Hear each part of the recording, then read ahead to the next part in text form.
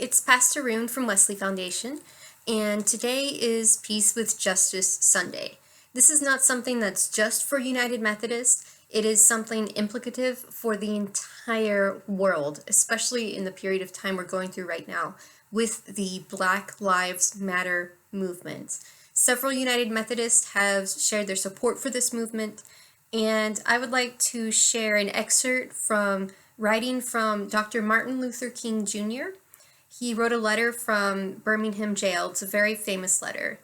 And in this, he warned against, quote, the white moderate who is more devoted to order than to justice, who prefers a negative peace, which is the absence of tension, to a positive peace, which is the presence of justice, who constantly says, I agree with you in the goal you seek, but I cannot agree with your methods of direct action, who paternalistically believes he can set the timetable for another man's freedom, who lives by a mythical concept of time, and who constantly advises the Negro to wait for a more convenient season. Shallow understanding from people of goodwill is more frustrating than the absolute misunderstanding from people of ill will. End quote. I cannot claim to have a full understanding of the situation of African Americans. I cannot claim to know everything about this movement and all of the specifics of all these different cases of people who have been murdered by police and other mistreatment, but I do support their cause fully.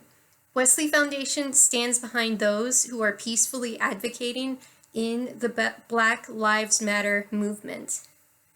And many local pastors of different denominations have been active in the protest and making statements, which is absolutely wonderful.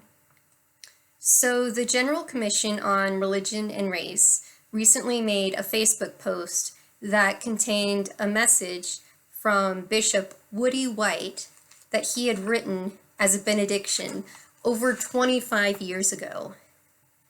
And they posted about how this is just as relevant and needed in our world today. And they said, may this be our prayer today, tomorrow, and every day, that people are hungry, hurt, marginalized, and oppressed will be freed. The benediction is as follows, quote, and now, may the Lord torment you. May the Lord keep you before the faces of the hungry, the lonely, the rejected, the despised. May the Lord afflict you with pain for the hurt, the wounded, the oppressed, the abused, the victims of violence. May God grace you with agony, a burning thirst for justice and righteousness. May the Lord give you courage and strength and compassion to make ours a better world, to make your community a better community, to make your church a better church. And may you do your best to make it so. And after you have done your best, may the Lord grant you peace. End quote. Those powerful words came from an African American pastor in over 25 years ago, and this is something that we take very seriously. Wesley Foundation made an official welcoming statement this past school year that specifically mentions we welcome people of any race, any gender, any neurological state of any sort of disability and any gender identity and all sorts of things.